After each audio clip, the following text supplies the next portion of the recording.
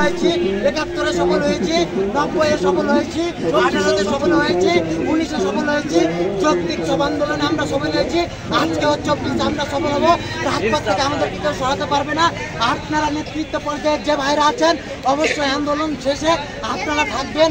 আমরা সমন্বয় কমিটি গঠন করব, জেলার সমন্বয় কমিটির মাধ্যমে আমরা জেলায় আবারও কর্মসূচি ঘোষণা করব সেই সমন্বয় কমিটির মাধ্যমে।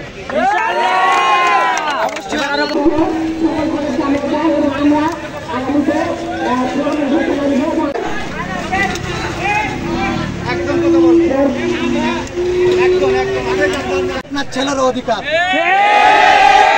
আপনার ছেলেকে আজকে ঘরে বসাই রাখবেন, আমরা রাজপথে জীবন দিয়ে অধিকার আদায় করব। কালকে আপনি লজ্জা বোধ করবেন আমার ছেলেকে কেন কাপুরুষের মতো ঘরে বসাই রাখবেন। আমরা কাপুরুষ নই, আমরা বাংলাদেশি। ৫২-তে দেখাচ্ছি, ৭১-এ দেখাচ্ছি, আমরা ৯০-এ দেখাচ্ছি, আমরা ১৮-তে দেখাচ্ছি, ১৯-এ দেখাচ্ছি, আজকেও দেখাবো। আমাদের ব্যর্থতার ইতিহাস নাই, আমাদের সফলতার ইতিহাস ব্যতীত ব্যর্থতার ইতিহাস। সরকার আপনি এটা ভুল করবেন আমাদের বাধা দিয়ে।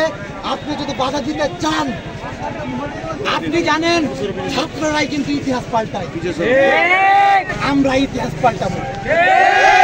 এর আগে পাকিস্তান আমল থেকে শুরু করে যে সরকার ছাত্রদের বিরুদ্ধে দাঁড়িয়েছে তারই পতন ঘটেছে।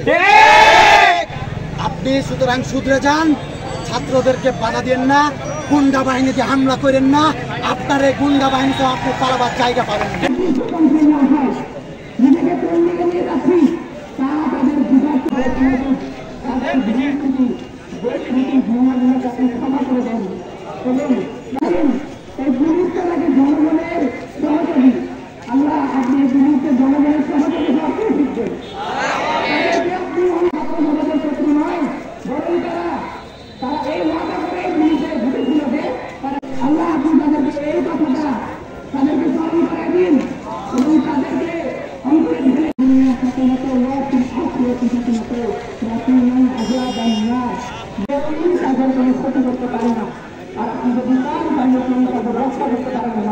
পর্যায়ের আন্দোলন শেষে আমরা এক জায়গায় বসে সেন্ট্রাল থেকে সমন্বয় কমিটি নিয়ে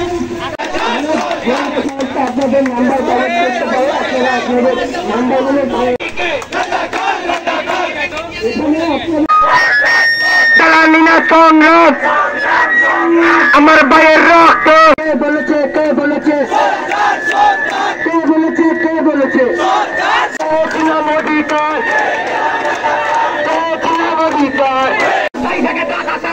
আমরা যাবো কি যাবো না। চাকরি না পেয়ে সুসাইড আক্রমণ হয়েছে, আমরা চাই কি চাই না। আমাদের পরিচয়, আমাদের স্টুডেন্ট, ঠিক আছে। জিজ্ঞাসা করার বাসা কোথায় থাকবে। বিভিন্ন প্রতিষ্ঠানে যারা আছেন তাদেরকে বিশেষভাবে অনুরোধ করছি, ছাত্রদের আন্দোলন স্কুল কলেজ সবাই একসাথে